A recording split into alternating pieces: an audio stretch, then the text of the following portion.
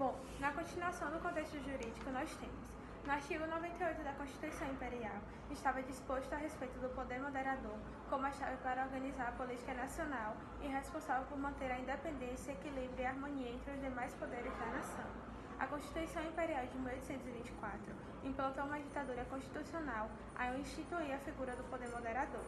O imperador, que exercia o poder moderador no âmbito do legislativo, nomeava os senadores, convocava a Assembleia Geral extraordinariamente, sancionava e vetava proposições do Legislativo, dissolvia a Câmara dos Deputados, convocando imediatamente outra que a substituía. No âmbito do Poder Executivo, nomeava e demitia livremente os ministros de Estado e, por fim, no âmbito do Judiciário, suspendia os magistrados. Ao sinalizar o texto da Constituição Imperial de 1824, se verifica a classificação como um mecanismo de articulação de toda a política nacional. Artigo 100. Os seus títulos são Imperador Constitucional e Defensor Perpétuo do Brasil, e tem o tratamento de Majestade Imperial. Artigo 101. O imperador exerce o poder moderador. Inciso 1º. Nomeando os senadores na forma do artigo 43, inciso 2º. Convocando a Assembleia Geral extraordinariamente nos intervalos das sessões, quando assim o pede o bem do Império. Inciso 3º. Sancionando os decretos e resoluções da Assembleia Geral para que tenham força de lei, previsto no artigo 62. Inciso 4º. Aprovando e suspendendo interinamente as resoluções dos Conselhos Provinciais, nos artigos 86 e 87. Inciso 5º. Prorrogando ou adiando a Assembleia Geral e dissolvendo a Câmara dos Deputados, nos casos em que o exigir a salvação do Estado, convocando imediatamente outra que a substitua. Inciso 6º. Nomeando e demitindo livremente os ministros de Estado. Inciso 7º. Suspendendo os magistrados nos casos do artigo 154, inciso 8º, perdoando e moderando as penas impostas e os réus condenados por sentença, inciso 8º, concedendo amnistia em caso urgente e assim que aconselharem a humanidade e bem do Estado. A Carta Constitucional de 1824 foi a de maior duração na história jurídica do país, vigente de 1824 a 1889, tendo aproximadamente 65 anos. Isso ocorreu especialmente em razão da sua natureza ditatorial, influenciada pelo modelo de constitucionalismo inglês, no qual apenas é pauta constitucional aquilo que diz respeito aos poderes do Estado e os direitos individuais.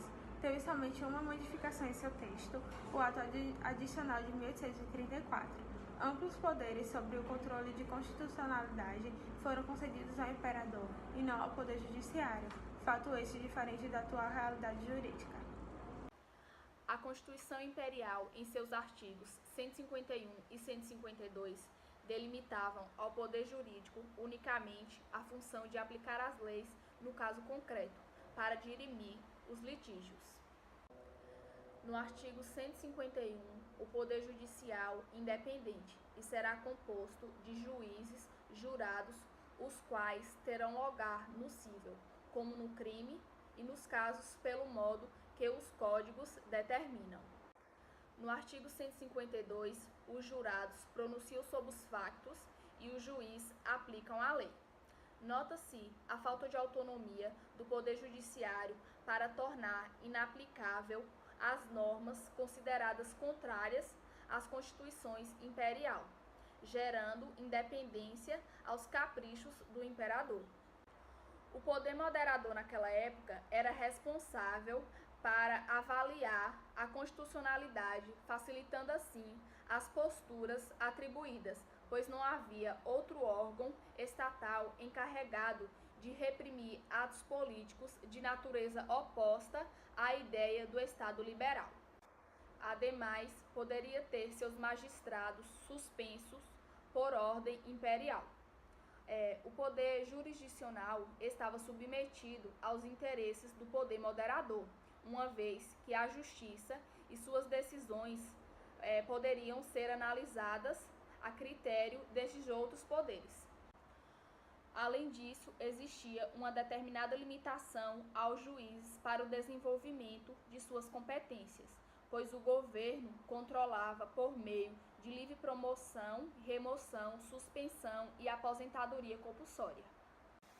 Essa situação a qual os membros da justiça eram submetidos refletia a cultura marcada pela ética colonial patrimonialista, fazendo da administração pública um ambiente marcado pela vontade do monarca.